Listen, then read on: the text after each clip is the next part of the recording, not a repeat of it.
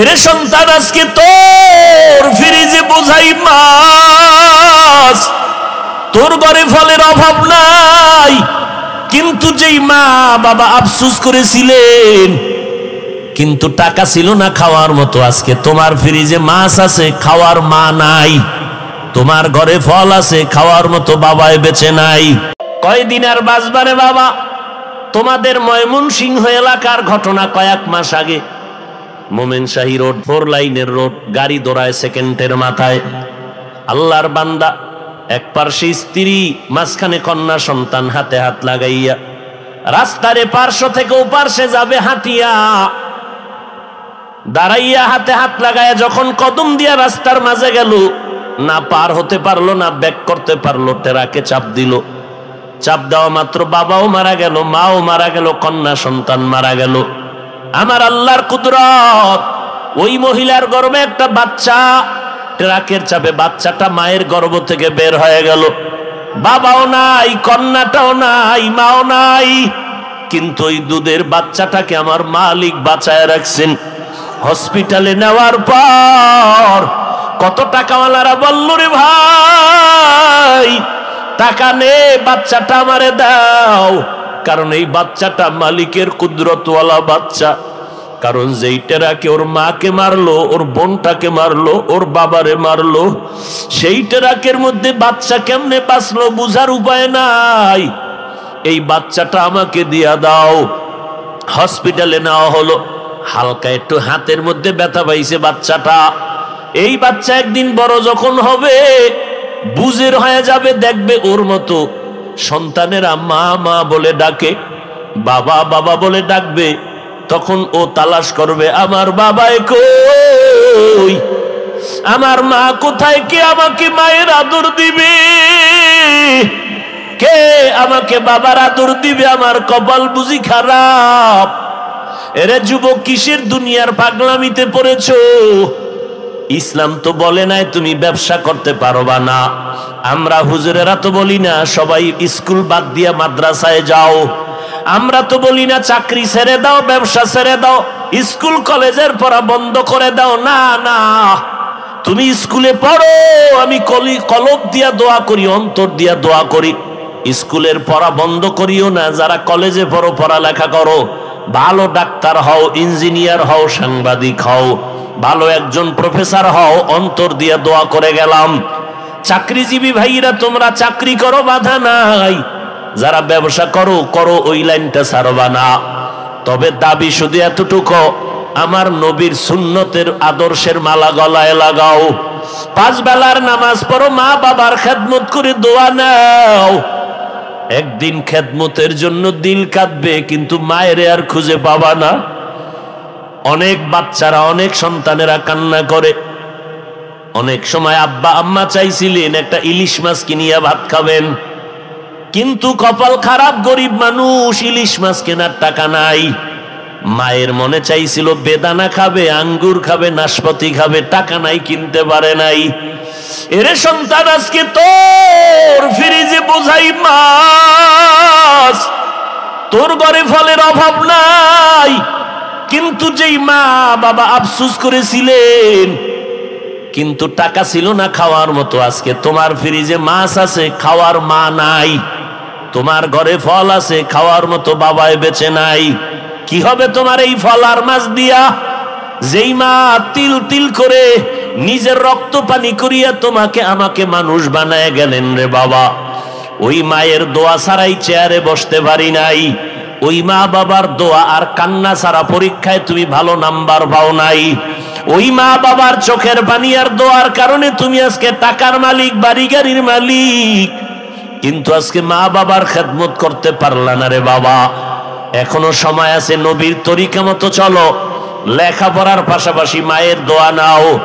আজান হবে, নামাজ পড়ো, মুরব্বীদের দোয়া নিয়ে চলবা, ওলামায়ে কেরামের সাথে সম্পর্ক রাখবা, ওলামায়ে কেরামের কথা মেনে চলবা, মোবাইলের গুনাহ থেকে নিজেকে বাঁচাবা, জবান দ্বারা গালাগালি আর মিথ্যা কথা, গীবত শেকায়েত থেকে জবানকে বাঁচাও। স্কুল কলেজে পড়িয়াও দেখবা তোমার মতো দামি কেউ আর হতে পারবে না। তুমি ডাক্তার হবা, তবে তোমার সুনাম থাকবে অনেক। কিশোরগঞ্জ জেলা শহর, আপনাদের করিমগঞ্জ থানা শহরে এমবিবিএস ডাক্তার আছে অনেক, চেম্বার খুলে বসে আছেন। ও বাবা, আল্লাহ বিবেক দিছে, চিন্তা করো, এত এমবিবিএস ডাক্তার, 5-7 জন ডাক্তার চেম্বার খুলে বসছেন, এফআরসিএস এমসিপিএস এর সার্টিফিকেট নিয়া। নজর করে দেখছুনি রে বাবা, অনেক ডাক্তারেরা রুগী পায় না, আবার অনেক ডাক্তারের চেম্বারে রাত্র 12টা পর্যন্ত রুগীর সিরিয়াল আসেনি। বিষয়টা কি রে বাবা? সবাই তো এমবিবিএস ডাক্তার, কিন্তু কেউ রুগী পায় না, আর কারো থেকে রুগী যায় না। কারণটা কি জানো? ওর সুন্দর আদর্শ আর ব্যবহার আর মা বাবার দোয়া। ডাক্তার তো অভাব নাই, আদর্শওয়ালা ডাক্তারের বড় অভাব। এই জন্য নবী বলেন, দুটো জিনিস রেখে গেলাম, ধরে রাখো। 1 নম্বরে কোরআন, 2 নম্বরে নবীর সুন্নতের মালা গলায় লাগাও। চুলগুলো কাটার মধ্যে নবীর আদর্শ, আঙ্গুলের নখগুলো কেমনে রাখবেন সেখানেও নবীর সুন্নত, জুতা 2টা কেমনে পরবেন খুলবেন সেখানেও নবীর সুন্নত, জামাটা কেমনে খুলবেন আর পরবেন সেখানেও নবীর সুন্নত, বাথরুমে কেমনে যাবেন আর বের হবেন সেখানেও নবীর সুন্নত, দোকান কেমনে চালাবেন, ব্যবসা কেমনে করবেন, সংসার কেমনে চালাবেন সেখানেও নবীর সুন্নত, খানা খাইতে বসিয়া লোকমাটা কেমনে দিবেন সেখানেও নবীর সুন্নত। ও আল্লাহর বান্দা, আমরা নবীর সুন্নত মানার কারণে আমাদের সম্মান মোটেও কমে নাই।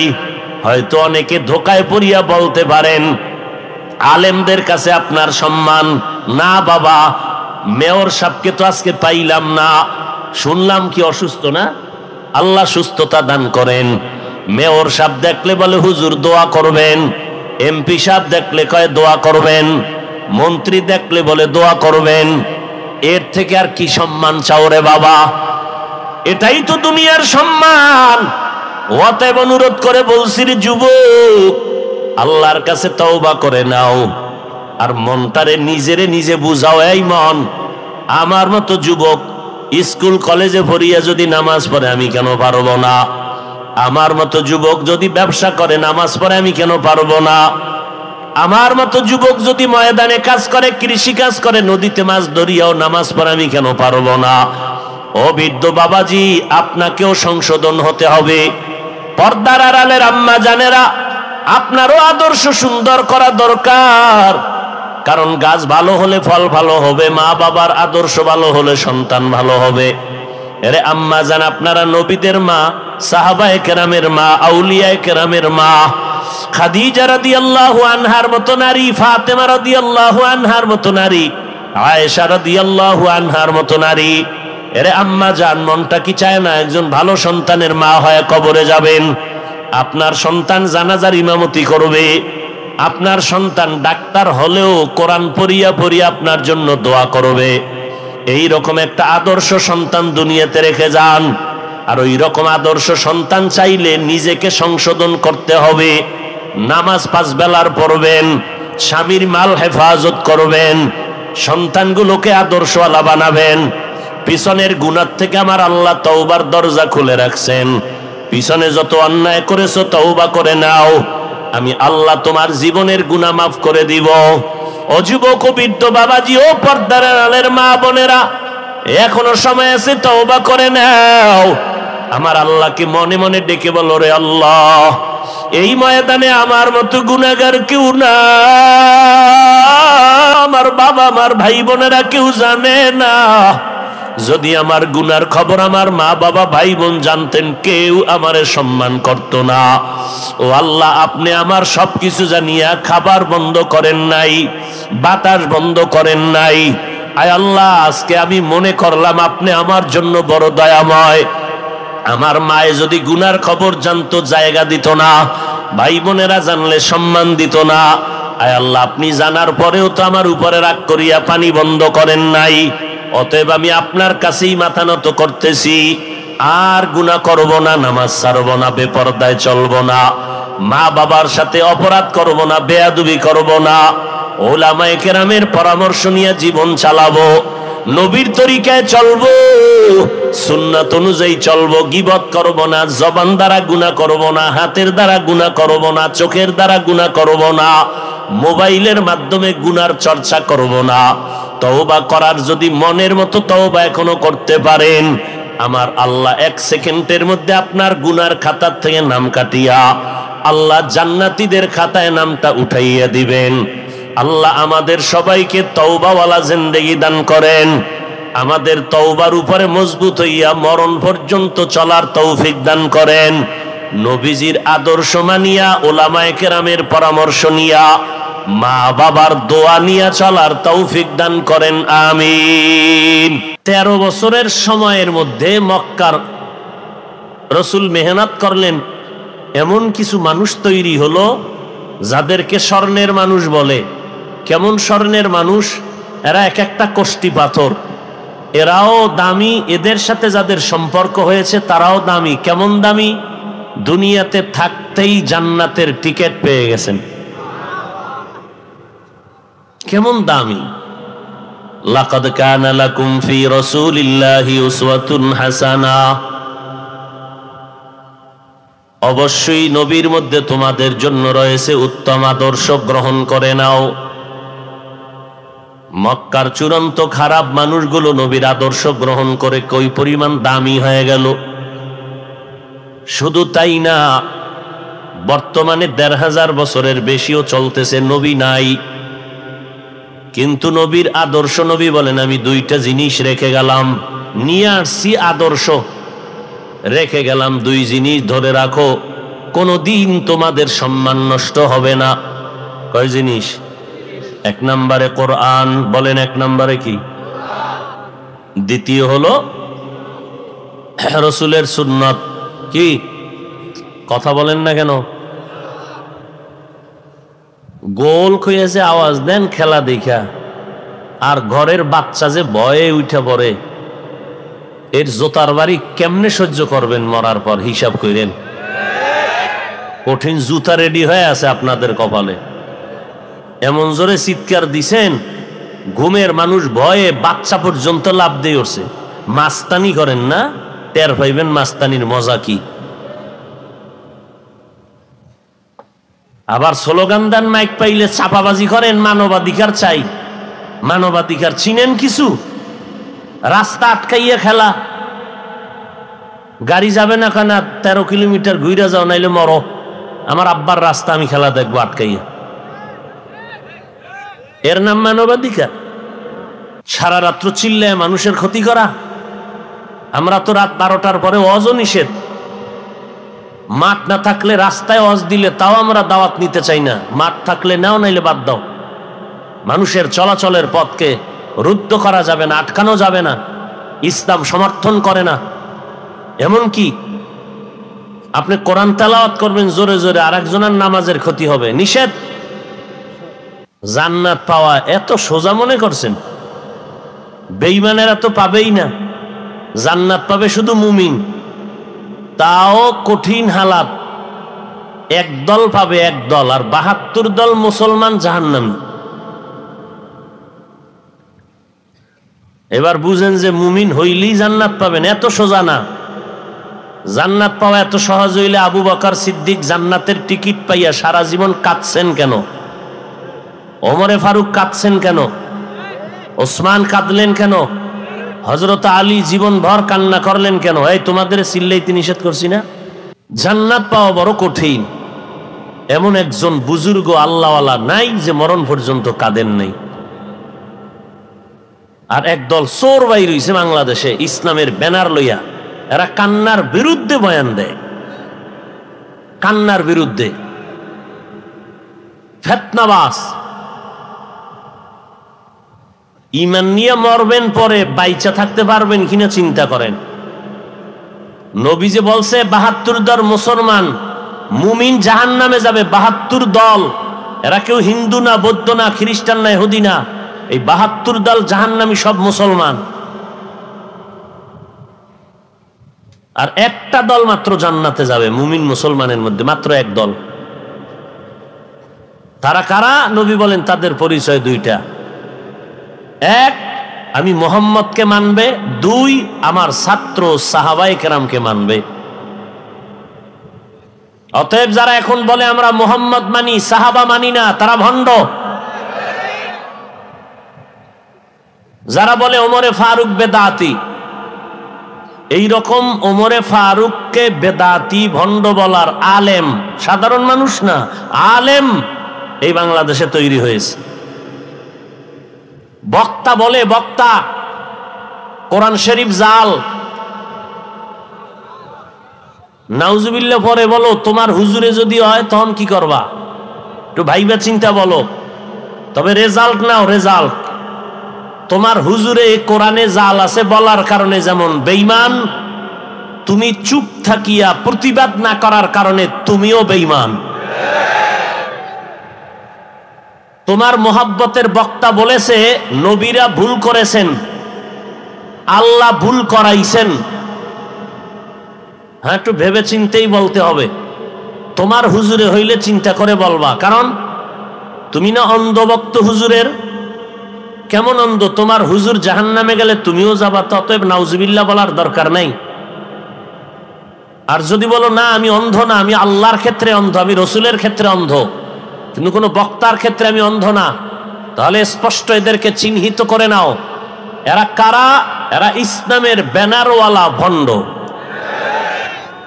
তোমার মোহাব্বতের বক্তা সাহেব বলেছেন কালেমা লা ইলাহা ইল্লাল্লাহ মুহাম্মাদুর রাসূলুল্লাহ কুফরি। জোরে বলো, কালেমা কুফরি। যুবকেরা বল, কালেমা কুফরি। তাহলে যে বলেছে এদেরকে চিহ্নিত কর।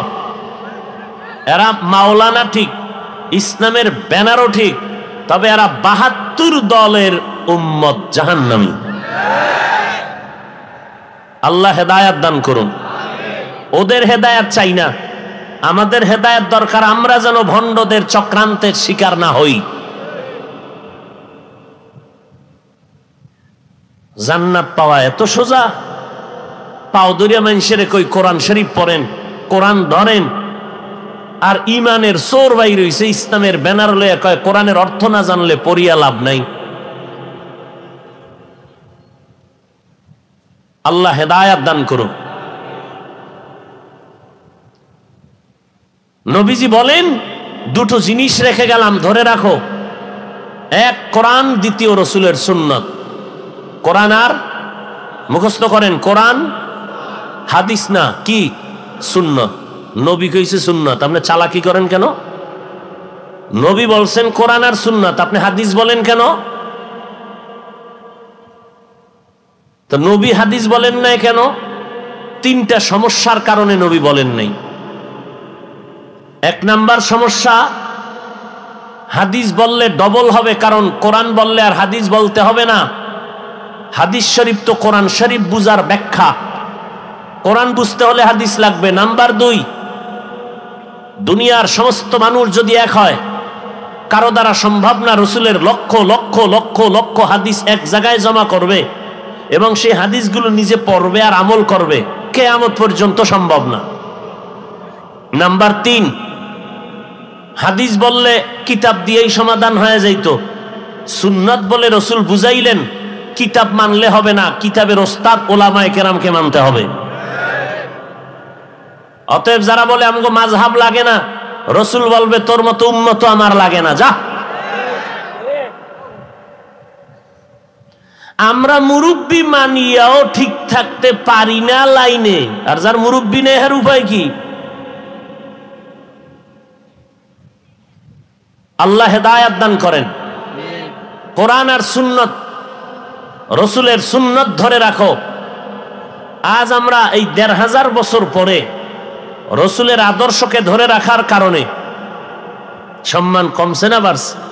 দেখেন 1500 বছর রসুল নাই, আজকে রাত্র সারা রাত সারা দিন এই ঠান্ডার ভেতরে এত মানুষ এই ময়দানে বসে আছে, বসার বিছানাটাও ভালো না, খানা নাই, আসা যাওয়ার কোনো ভাড়াও নাই, এত কষ্ট করে এখানে বসছেন। হুজুরের আইসা বয়ান করবে, কিন্তু বয়ান কি করবে? জান্নাত জাহান্নামের বয়ান। হাতে ধরে দেখাইতে পারবে না যে এই জান্নাত এই জাহান্নাম। শুধু জবানে বলবে আর আপনারা শুধু কানের মধ্যে শুনবেন।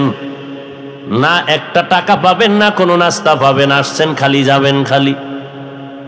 এরপরেও শুধু মুরব্বীরা না, আজকে খেলার মজা বাদ দিয়া যেই কলিজার যুবকের আসছে, মনটা চায় নিচে নাইমা যুবকের পায়ে চুমু খাই। কারণ আজ খেলা বাদ দিয়া কোরআনের মাহফিলে আসছো। এটা আমি হাফিজুর রহমানের বাহাদুরি আর না, এটা একমাত্র মদিনাওয়ালা নবীর আদর্শের বরকত।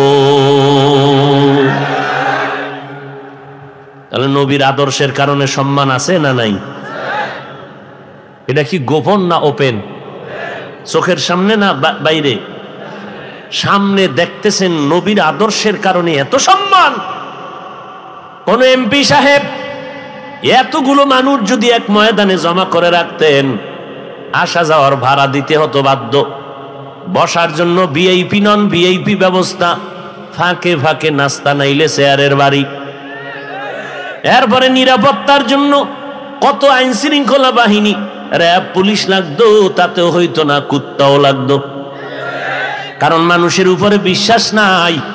বডিগার্ড বডির মধ্যে না জানি গুলি মারে, কিন্তু কুত্তা কখনো বেঈমানি করবে না। মানুষ বেঈমানি করবে, কুকুর করবে না। কুকুর কোনোদিন মালিকের লাত্তি খায় ঠিক, কিন্তু বেয়াদবি করে না। আর মানুষ মালিকের সব কুলি খাইয়া আল্লাহর বিরোধিতা করে। এই জন্য আল্লাহ বলে মানুষ বড় বেঈমান, বড় নিমক হারাম। আল্লাহ তাআলার মহিমা, নবী বলেন দুই জিনিস ধরে রাখ, আমার আল্লাহর কোরআন, আমার সুন্নত। এরে যুবক, আমার নবী রেখে যাওয়া সুন্নতের আদর্শ কোন হিন্দু মানবেনি, দরকারেও কথা কইব না। এমন মানুষ বোকা, যখন কইছে চুপ, দরকার এ সময় আর বলবে না। রাহমাতুল লিল আলামিনের রেখে যাওয়া সুন্নতের আদর্শ দুনিয়ার কোন বৌদ্ধ ধর্মের লোকেরা মানবে না, খ্রিস্টানেরা মানবে না, ইহুদিরা মানবে না। এবার বলো, নবীর সুন্নতের আদর্শ এই জমিনে কারা মানবে? কোন দেশের মুসলমান?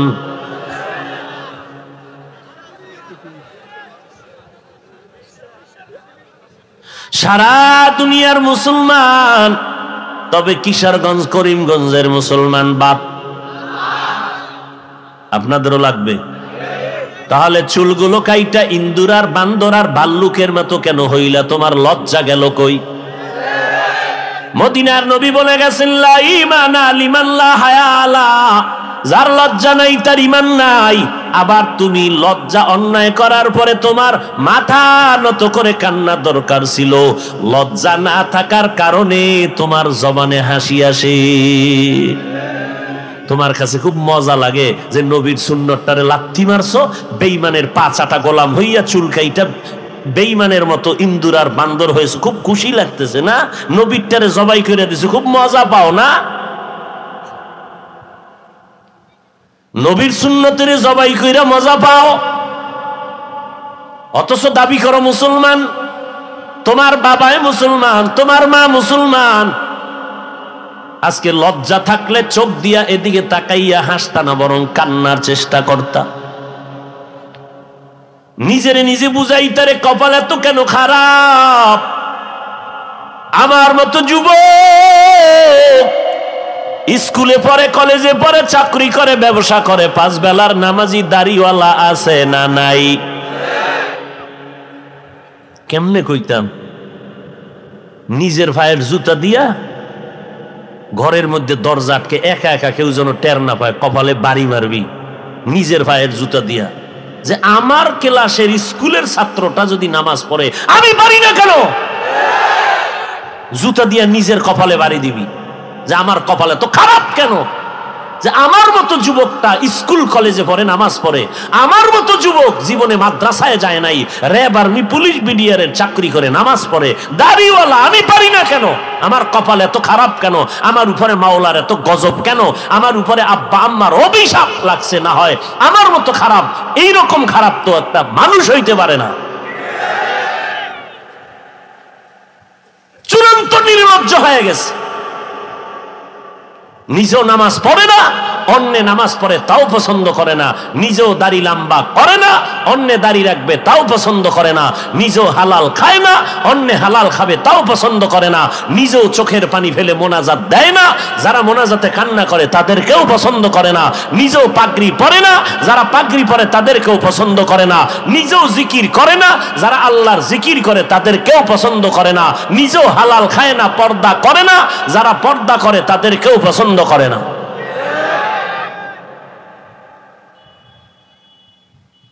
বাহাদুরি কয়দিন? নমরুদের মতো বাহাদুর কেউ হতে পারবে? তো ওই ফালতু বাহাদুরি করিয়া লাভ কি?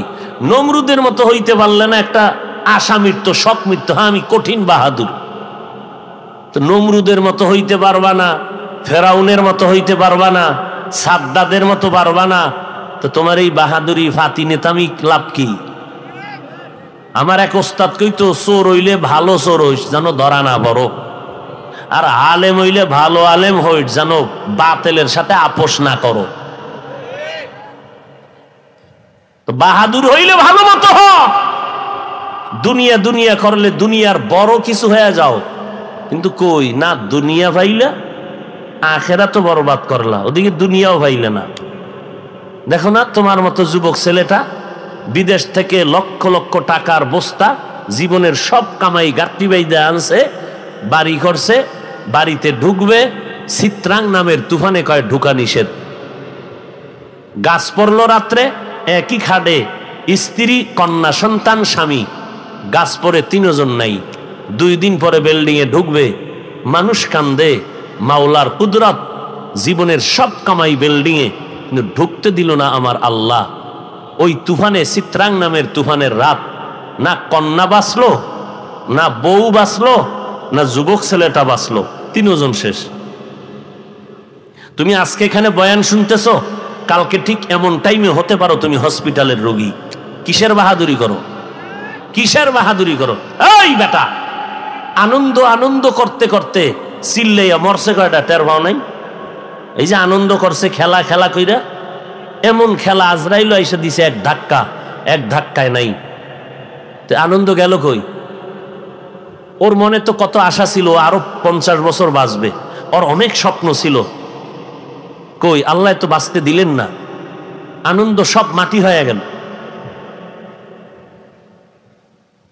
চোখের সামনে আমরা তো রসুলের তরিকা মানতে গিয়া আমাকে সম্মান কমে নাই, তা আপনি মানবেন না কেন বলেন? যদি ক্ষতি হয় যে হুজুর না আপনাদের মতো চলতে গেলে আমাদের ব্যবসা বন্ধ, চাকরি বন্ধ, তাহলে একটা কথা, কই ব্যবসায়ী লাইনে অনেক কোটিপতি আমাদের নবীর তরিকা মেনে চলতেছে, কোনো টেনশন নেই, হারাম খায় না, হালাল ভাবে চলতেছে। RAB, army, OC, DC, SP, IG, chairman, member, MP, মন্ত্রী, 5 বেলার নামাজি, দাড়িওয়ালা, হালাল ভাবে চলে নাই। তা আপনার মানতে সমস্যাটা কি? ও হুজুরদের কথা মিথ্যা, কোরআন মিথ্যা না? আল্লাহ হেদায়াত দান করুন। আজও পর্যন্ত আল্লাহর কোরআনে একটা ভুল কেউ বের করতে পারে নাই। আমার আল্লাহর কোরআন সত্য, আজও পর্যন্ত কেউ ভুল বের করতে পারলো না। বরং অনেক বেদিন বেঈমান আল্লাহর কালামের ভুল বের করতে গিয়া কালেমা পড়িয়া মুসলমান হয়ে গেল। কথা ঠিক নেই? এর যুবক, কয়দিন আর বাঁচবারে বাবা? তোমাদের ময়মনসিংহ এলাকার ঘটনা, কয়েক মাস আগে মোমেনশাহী রোড, 4 লাইনের রোড, গাড়ি দৌড়ায় সেকেন্ডের মাথায়। আল্লাহর বান্দা, এক পার্শ্বে স্ত্রী, মাঝখানে কন্যা সন্তান, হাতে হাত লাগাইয়া রাস্তার পার্শ্ব থেকে ও পার্শ্বে যাবে হাঁটিয়া, দাঁড়াইয়া হাতে হাত লাগাইয়া যখন কদম দিয়া রাস্তার মাঝে গেল, না পার হতে পারলো, না ব্যাক করতে পারলো, টেরাকে চাপ দিল। চাপ দেওয়া মাত্র বাবাও মারা গেল, মাও মারা গেল, কন্যা সন্তান মারা গেল। আমার আল্লাহর কুদরত, ওই মহিলার গর্ভে একটা বাচ্চা, ট্রাকের চাপে বাচ্চাটা মায়ের গর্ভ থেকে বের হয়ে গেল। বাবাও নাই, কন্যাটাও নাই, মাও নাই, কিন্তু ওই দুধের বাচ্চাটাকে আমার মালিক বাঁচায় রাখছেন। হসপিটালে নেওয়ার পর কত টাকাওয়ালারা বলল, রে ভাই টাকা নে, বাচ্চাটা আমারে দাও। কারণ এই বাচ্চাটা মালিকের কুদরতওয়ালা বাচ্চা। কারণ যেই টেরাকে ওর মাকে মারলো, ওর বোনটাকে মারলো, ওর বাবারে মারলো, সেই টেরাকের মধ্যে বাচ্চা কেমনে বাঁচলো বুঝার উপায় নাই। এই বাচ্চাটা আমাকে দিয়া দাও। হসপিটালে নেওয়া হলো, হালকা একটু হাতের মধ্যে ব্যথা পাইছে বাচ্চাটা। এই বাচ্চা একদিন বড় যখন হবে, বুঝের হয়ে যাবে, দেখবে ওর মতো সন্তানেরা মা মা বলে ডাকে, বাবা বাবা বলে ডাকবে। তখন ও তালাশ করবে, আমার বাবাই কই, আমার মা কোথায়, কে আমাকে মায়ের আদর দিবে, কে আমাকে বাবার আদর দিবে? আমার কপাল বুঝি খারাপ। এরে যুবক, কিসের দুনিয়ার পাগলামিতে পড়েছো? ইসলাম তো বলে নাই তুমি ব্যবসা করতে পারবা না। আমরা হুজুরেরা তো বলি না সবাই স্কুল বাদ দিয়া মাদ্রাসায় যাও। আমরা তো বলি না চাকরি ছেড়ে দাও, ব্যবসা ছেড়ে দাও, স্কুল কলেজের পড়া বন্ধ করে দাও। না না, তুমি স্কুলে পড়ো, আমি কলব দিয়া দোয়া করি, অন্তর দিয়া দোয়া করি। স্কুলের পড়া বন্ধ করিও না। যারা কলেজে পড়ো, পড়ালেখা করো, ভালো ডাক্তার হও, ইঞ্জিনিয়ার হও, সাংবাদিক হও, ভালো একজন প্রফেসর হও, অন্তর দিয়ে দোয়া করে গেলাম। চাকরিজীবী ভাইরা তোমরা চাকরি করো, বাধা নাই। যারা ব্যবসা করো করো, ওই লাইনটা ছাড়বা না। তবে দাবি শুধু এতটুকু, আমার নবীর সুন্নতের আদর্শের মালা গলায় লাগাও, 5 বেলার নামাজ পড়ো, মা বাবার খেদমত করে দোয়া নাও। একদিন খেদমতের জন্য দিল কাঁদবে, কিন্তু মায়ের আর খুঁজে পাবা না। অনেক বাচ্চারা, অনেক সন্তানেরা কান্না করে। অনেক সময় আব্বা আম্মা চাইছিলেন একটা ইলিশ মাছ কিনিয়া ভাত খাবেন, কিন্তু কপাল খারাপ, গরিব মানুষ, ইলিশ মাছ কেনার টাকা নাই। মায়ের মনে চাইছিল বেদানা খাবে, আঙ্গুর খাবে, নাশপাতি খাবে, টাকা নাই, কিনতে পারে নাই। এরে সন্তান, আজকে তোর ফ্রিজে বোঝাই মাছ, তোর ঘরে ফলের অভাব নাই। কিন্তু যেই মা বাবা আফসোস করেছিলেন, কিন্তু টাকা ছিল না খাওয়ার মতো, আজকে তোমার ফ্রিজে মাছ আছে, খাওয়ার মা নাই। তোমার ঘরে ফল আছে, খাওয়ার মতো বাবায় বেঁচে নাই। কি হবে তোমার এই ফল আর মাছ দিয়া? যেই মা তিল তিল করে নিজের রক্ত পানি করিয়া তোমাকে আমাকে মানুষ বানায় গেলেন রে বাবা, ওই মায়ের দোয়া ছাড়াই চেয়ারে বসতে পারি নাই। ওই মা বাবার দোয়া আর কান্না ছাড়া পরীক্ষায় তুমি ভালো নাম্বার পাও নাই। ওই মা বাবার চোখের পানি আর দোয়ার কারণে তুমি আজকে টাকার মালিক, বাড়ি গাড়ির মালিক, কিন্তু আজকে মা বাবার খেদমত করতে পারলা না রে বাবা।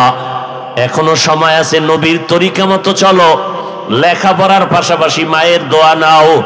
আজান হবে, নামাজ পড়ো, মুরব্বীদের দোয়া নিয়ে চলবা, ওলামায়ে কেরামের সাথে সম্পর্ক রাখবা, ওলামায়ে কেরামের কথা মেনে চলবা, মোবাইলের গুনাহ থেকে নিজেকে বাঁচাবা, জবান দ্বারা গালাগালি আর মিথ্যা কথা, গীবত শেকায়েত থেকে জবানকে বাঁচাও। স্কুল কলেজে পড়িয়াও দেখবা তোমার মতো দামি কেউ আর হতে পারবে না। তুমি ডাক্তার হবা, তবে তোমার সুনাম থাকবে অনেক। কিশোরগঞ্জ জেলা শহর, আপনাদের করিমগঞ্জ থানা শহরে এমবিবিএস ডাক্তার আছে অনেক, চেম্বার খুলে বসে আছেন। ও বাবা, আল্লাহ বিবেক দিছে, চিন্তা করো, এত এমবিবিএস ডাক্তার, 5-7 জন ডাক্তার চেম্বার খুলে বসছেন। এফআরসিএস এমসিপিএস এর সার্টিফিকেট নিয়া নজর করে দেখছুনি রে বাবা, অনেক ডাক্তারেরা রুগী পায় না। আবার অনেক ডাক্তারের চেম্বারে রাত্র 12টা পর্যন্ত রোগীর সিরিয়াল আসেনি। বিষয়টা কি রে বাবা? সবাই তো এমবিবিএস ডাক্তার, কিন্তু কেউ রোগী পায় না, আর কারো থেকে রোগী যায় না। কারণটা কি জানো? ওর সুন্দর আদর্শ আর ব্যবহার আর মা বাবার দোয়া। ডাক্তার তো অভাব নাই, আদর্শওয়ালা ডাক্তারের বড় অভাব। এই জন্য নবী বলেন, দুটো জিনিস রেখে গেলাম, ধরে রাখো। 1 নম্বরে কোরআন, 2 নম্বরে নবীর সুন্নতের মালা গলায় লাগাও। চুলগুলো কাটার মধ্যে নবীর আদর্শ, আঙ্গুলের নখগুলো কেমনে রাখবেন সেখানেও নবীর সুন্নত, জুতা 2টা কেমনে পরবেন খুলবেন সেখানেও নবীর সুন্নত, জামাটা কেমনে খুলবেন আর পরবেন সেখানেও নবীর সুন্নত, বাথরুমে কেমনে যাবেন আর বের হবেন সেখানেও নবীর সুন্নত, দোকান কেমনে চালাবেন, ব্যবসা কেমনে করবেন, সংসার কেমনে চালাবেন সেখানেও নবীর সুন্নত, খানা খাইতে বসিয়া লোকমাটা কেমনে দিবেন সেখানেও নবীর সুন্নত। ও আল্লাহর বান্দা, আমরা নবীর সুন্নত মানার কারণে আমাদের সম্মান মোটেও কমে নাই। হয়তো অনেকে ধোকায় পড়িয়া বলতে পারেন আলেমদের কাছে আপনার সম্মান না। বাবা, মেয়র সাহেবকে তো আজকে পাইলাম না, শুনলাম কি অসুস্থ না? আল্লাহ সুস্থতা দান করেন। মেয়র সাহেব দেখলে বলে হুজুর দোয়া করবেন, এমপি সাহেব দেখলে কয় দোয়া করবেন, মন্ত্রী দেখলে বলে দোয়া করবেন। এর থেকে আর কি সম্মান চাও রে বাবা? এটাই তো দুনিয়ার সম্মান। অতএব অনুরোধ করে বলছি রে যুবক, আল্লাহর কাছে তওবা করে নাও আর মনটারে নিজেরে নিজে বুঝাও। এই মন, আমার মতো যুবক স্কুল কলেজে পড়িয়া যদি নামাজ পড়ে আমি কেন পারবো না? আমার মতো যুবক যদি ব্যবসা করে নামাজ পড়ে আমি কেন পারবো না? আমার মতো যুবক যদি ময়দানে কাজ করে, কৃষি কাজ করে, নদীতে মাছ ধরিয়াও নামাজ পড়ে আমি কেন পারবো না? ও বৃদ্ধ বাবাজি, আপনাকেও সংশোধন হতে হবে। পর্দার আড়ালের আম্মা জানেরা, আপনারও আদর্শ সুন্দর করা দরকার। কারণ গাছ ভালো হলে ফল ভালো হবে, মা বাবার আদর্শ ভালো হলে সন্তান ভালো হবে। এরে আম্মা জান, আপনারা নবীদের মা, সাহাবায়ে কেরামের মা, আউলিয়ায়ে কেরামের মা। খাদিজা রাদিয়াল্লাহু আনহার মতো নারী, ফাতেমা রাদিয়াল্লাহু আনহার মতো নারী, আয়েশা রাদিয়াল্লাহু আনহার মতো নারী। এরে আম্মা জান, মনটা কি চায় না একজন ভালো সন্তানের মা হয়ে কবরে যাবেন? আপনার সন্তান জানাজার ইমামতি করবে, আপনার সন্তান ডাক্তার হলেও কোরআন পড়িয়া পড়িয়া আপনার জন্য দোয়া করবে।